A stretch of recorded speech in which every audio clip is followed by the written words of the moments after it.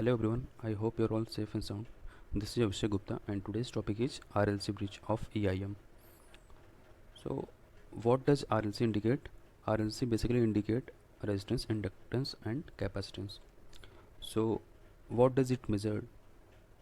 RLC bridge is basically used for the measurement of resistance, inductance, capacitance as well as Q factor and D factor of a circuit. Okay. So this is the block diagram of RLC bridge. It basically consists of 5 main parts which are bridge system, oscillator, main amplifier, output amplifier and null indicator. Okay, there are two dials, dial 1 and dial 2 and two negative feedbacks. Okay, so RLC bridge is also known as universal impedance bridge. It is basically used for the measurement of R, L and C, which is resistance, inductance and capacitance. In addition to that, Q factor and D factor of a circuit. Okay, it may be of balancing type or digital type. In balancing type of RLC bridge, basically galvanometer or headphone is used as a detector, while in digital type, digital voltmeter is used as a detector. So the accuracy of digital type of RLC bridge is more in comparison to balancing type of RLC bridge. Okay, so the unknown RL or C is connected to the XY point in the block diagram. Okay, and dials are used to display the reading, and in balance condition null indicates zero deflection. That is, let me show you.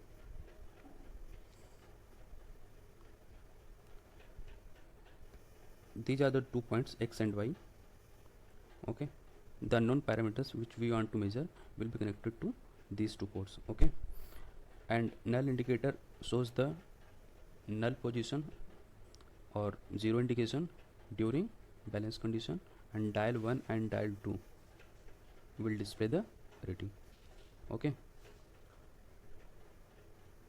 so let us discuss each part of this block diagram. First one is bridge system. In this section, different types of bridges are used for the measurement of R, L and C. In the front panel of this equipment, a selection switch is also provided. Selection switch is basically used to select what quantity we want to measure. Okay, if we want to measure resistance, we will select the switch in the resistance measurement position and so on. Okay, and a balancing arm, usually a potentiometer, is used to achieve a balance condition. Okay, so there are few bridges present inside the bridge system which are as Wheatstone bridge. This is basically used for the measurement of resistance. De-Sauty bridge, which is basically used for the measurement of inductance, and modified De-Sauty bridge, which is used for the measurement of capacitance. Okay, oscillator. Oscillator is used to provide AC supply to bridge system.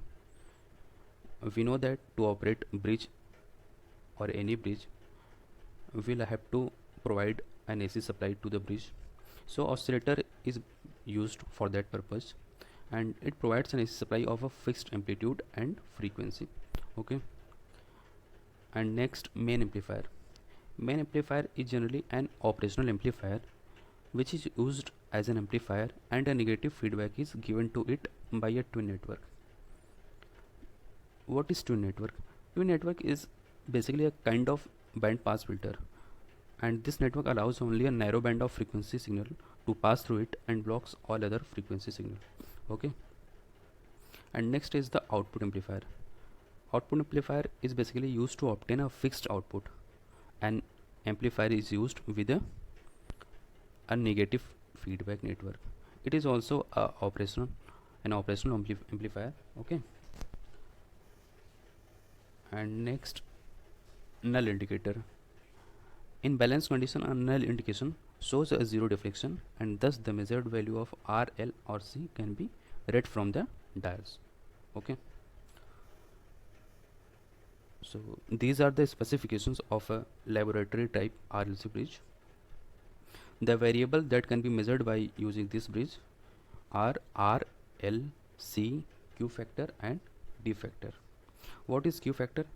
Q factor of a circuit basically shows a goodness of a circuit, and which is defined as a ratio of the energy stored to the energy dissipated. Okay, more the value of Q factor, better will be the circuit performance. And what is D factor? D factor is also known as dissipation factor.